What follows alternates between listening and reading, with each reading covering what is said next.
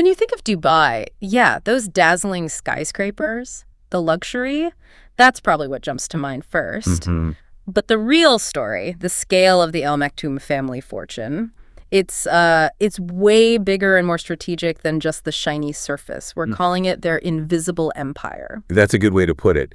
And it's really not just another oil wealth story. I mean, oil played a role, sure, but It's more complex. exactly. What we're diving into today is, well, it's a fascinating case study in building wealth. Long-term thinking that turned a small desert trading post into this global powerhouse. Right, securing wealth for generations. So our mission here is really to unpack the strategies, the surprising investments that made all this happen. Yeah. We've been looking at excerpts from the Al Maktoum fortune, Dubai's invisible empire. Yeah, some really interesting stuff in there. So where do we even start? How did it all begin? Way back, before the oil boom. Okay, so the first thing, and this is crucial, is to get past the idea that it's just oil money. That's a huge misconception. Right. The real roots go back like almost 2 centuries. Dubai was just a simple trading spot, basically, by the creek. 2 centuries. Wow. So what were they doing back then? What were the first steps? This is where the foresight comes in.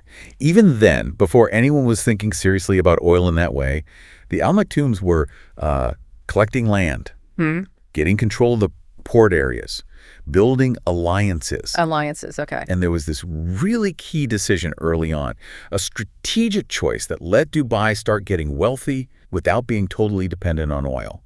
That really set them apart from other Gulf rulers right from the get-go. That early diversification, even before the big money resource hit, that vision. That's it.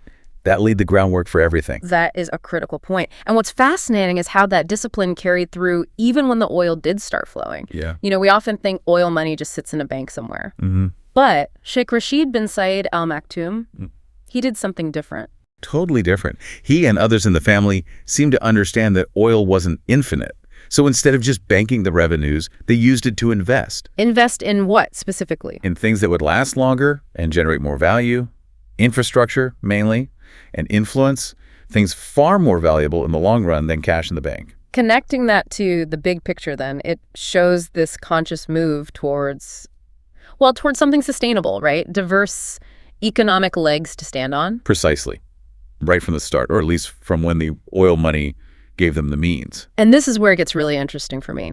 That shift, moving away from relying on just one thing towards these strategic investments. We're talking massive projects. Huge ones. Jebel Ali Port. I mean, that's one of the busiest in the world now. Absolutely. And Emirates Airline, think about it. Starting an airline from scratch like that, now it's among the largest on Earth. Incredible. What was the thinking behind those massive bets? What was the overarching plan?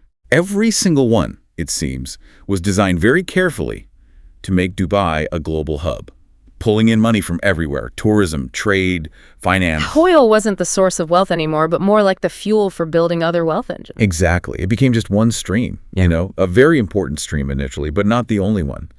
The goal was this interconnected system where the port feeds the airline, which feeds tourism, which feeds finance. It all works together, creating this destination. Yeah, amplifying Dubai's appeal on the world stage. Okay, so the oil money, these huge visible projects, definitely a big part of the picture. But the sources we looked at, they hint at something deeper, maybe less obvious. This invisible core to the fortune. Ah, yes, the invisible empire part. What is that? What's the thing almost nobody outside Dubai talks about? Right. There's this one investment. It's fundamental, really, and it earns them billions every single year. Quietly? Billions. Okay, what is it? It's land. Massive amounts of land ownership. Land. That sounds almost simple, but the scale must be huge. And how do they keep it, invisible? Oh, the scale is vast. We're not just talking prime spots in Dubai. It's across the UAE, and significantly in other countries, too. Like where? Well, think entire districts in London, prime real estate in the U.S., big chunks of valuable land. Wow. And how is it hidden? It's often held through complex layers, holding companies, trusts, sovereign wealth funds, designed to obscure exactly who owns what, global corporate structures. So it makes it hard to track the true scale. Very hard. And the beauty of it for them is they're earning quietly from rising property values. It Yeah. just keeps appreciating generally, no matter what oil prices are doing day to day. It's like that old saying about real estate. Buy land, they're not making it anymore. But on a global royal scale, Kind of, yeah. It's a strategy you see with some old European royal families, but maybe not on this sheer scale or not built up so quickly and strategically alongside other industries. The world just hasn't paid as much attention to this aspect. that is staggering. That level of hidden wealth accumulation. Why? I mean, why aren't we more aware of it?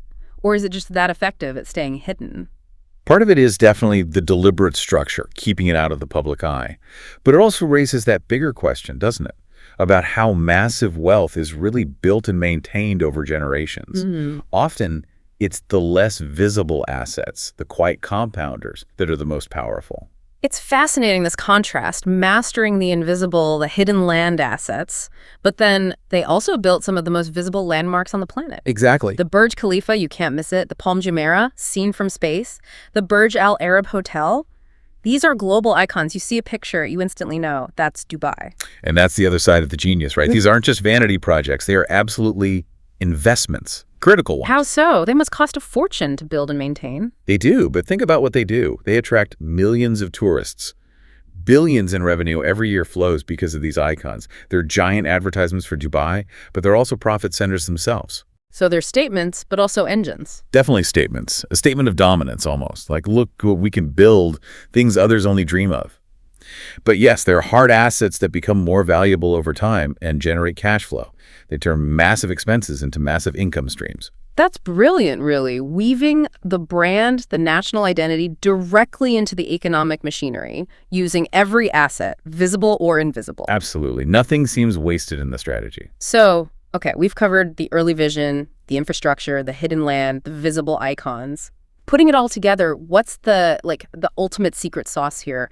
How do they sustain this seemingly endless wealth? The sources point to one core principle they've mastered. Yeah, the key takeaway, I think, is diversification. They have truly mastered the art of diversification. In what areas? Oh, across the board. Wow. Airlines, shipping, ports, yes. Yeah. But also hospitality, finance, technology, even sports sponsorships and ownership. They own stakes in major international companies. They host global events. Dubai itself is used as this meeting point for huge deals. And the investments are global, not just local. Very global. It means they're not overly exposed to any single sector or region. It creates this incredibly resilient portfolio. So the idea is, even if one area slows down, say oil runs dry eventually, or tourism takes a dip, or the real estate market cools for a bit, The fortune keeps flowing from somewhere else or multiple other places. That's the power of true diversification. it really is a masterclass, isn't it? In long-term thinking, strategic vision, building resilience, taking it from that small creekside settlement. To one of the wealthiest ruling families on earth. Yeah. It really is an extraordinary story of foresight. A testament to vision, like you said, and knowing how to turn, well, a city into a kind of kingdom of gold. It is. And that idea of building an invisible empire alongside the very visible one. It's about securing that wealth across generations, constantly adapting, constantly innovating. It really makes you think, doesn't it? As we wrap up, how many other invisible empires like this might be out there, quietly shaping global finance, global power, using similar strategies, diversification, hidden assets, those big symbolic gestures? What can you, listening to this, maybe take away about long-term planning from a fortune this vast, this dynamic?